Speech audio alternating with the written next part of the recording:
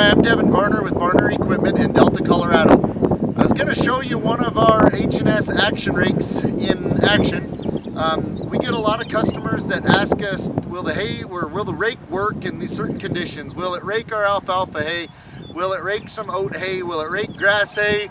Will it handle the corrugation like what we have in this field? Or are these just a light duty rake, or do you have to have one of the big rakes to do it?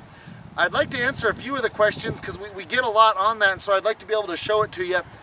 This field that we're raking today is essentially a little bit of cover crop oats left over, and then it's brand new alfalfa and clover underneath that. There is some grass in it as well, but it's brand new clover and alfalfa underneath.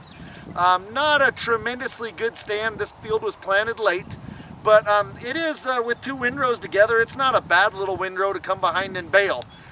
If you've got a small square baler and you have really light hay, that's where one of these rakes will come in for you. You can rake with this and put two of those windrows together and not have as many trips up and down the field with your baler, and you would just have this rake, which is essentially a lot cheaper machine than running the baler up and down the field. The other deal that we run into quite a bit with this, guys will ask us, well, I've got a 16-foot swather, will it put two of the rows together?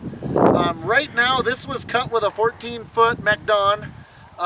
We've got this rake set right now at 21 foot outside, and then we've got it set at about a 55-inch windrow in the back. You can set it out as far as, I believe the spec is 24 or 20, or I think it could even be 26 foot in the front, and you can make as wide as about a 6-foot windrow in the back. In light hay like this, it's nice to make a little bit smaller windrow. It pushes them together. In real heavy hay, if you've got it choked down, it really mounds it up back there in the back. We're going to be pulling it. We've got a brand new Zetter Proxima Power 120. This rake does not take near this much horsepower, but it's one I had sitting there, so we put it on there. We did take the loader off, so we don't have the loader out here bouncing over the corrugates.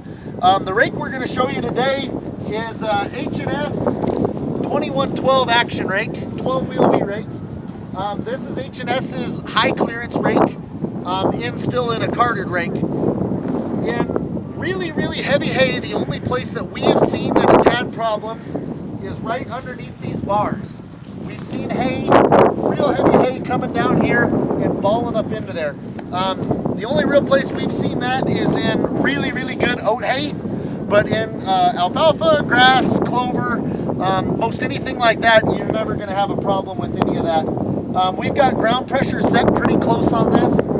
We've got everything set in the back. One other deal you can do with this, if you've got the hay already turned, or you've got it raked together, and it gets rained on and you need to just turn the windrows over, this rake has valves on both sides that you can close. So you can raise the rake up, close one side or the other, and then let the opposite side down and just use it as a 6-wheel turning rake.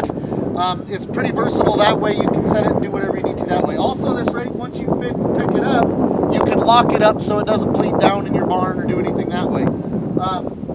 I'm going to show you how it works through the field. I was just going to make one trip down and one trip back so you guys can kind of see how the rake puts hay together, what it looks like out of the rake, how fast you can go, does it leave a clean field and stuff like that.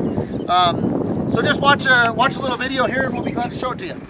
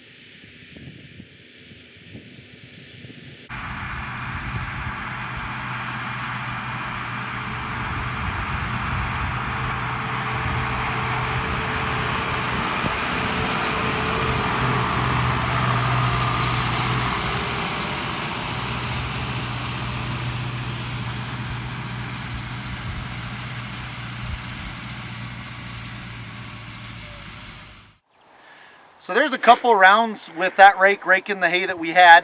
As you can see, I had a plugged up section or a plugged up guard a couple times in that field. This is where we started, and this field was really wet when we cut it. And I ended up having to raise the height just a little bit.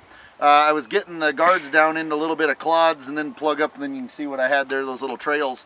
But you can see what the rake did, even with those little trails that are out there. The rake raked the hay clean through them.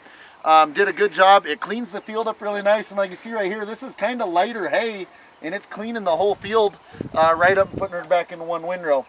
If you want to change your settings on an H&S, this is one of the nice parts about this rake over our Interossi rake that we have. You've got one pin right here that adjusts your bars going in and out. Then you've got these bars here that you can go into multiple pinholes to adjust your windrow with once you get your main adjustment set. On the Interossi one, you pretty well pull the pin and you got to muscle that bar out. What's nice on the H&S one, you take your jack that's used up there on the tongue, you shorten this up, and you actually put the hole of the jack over this pin, and then you can actually crank the rake out and back in to get this hole to line up. And then once you get that set, then you can just move these bars in and out, pull these pins and switch to whichever holes you got.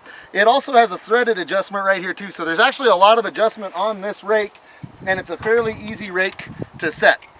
Thanks for watching. I'm Devin Varner from Varner Equipment in Delta, Colorado. Visit us online at varnerequipment.com. Thank you.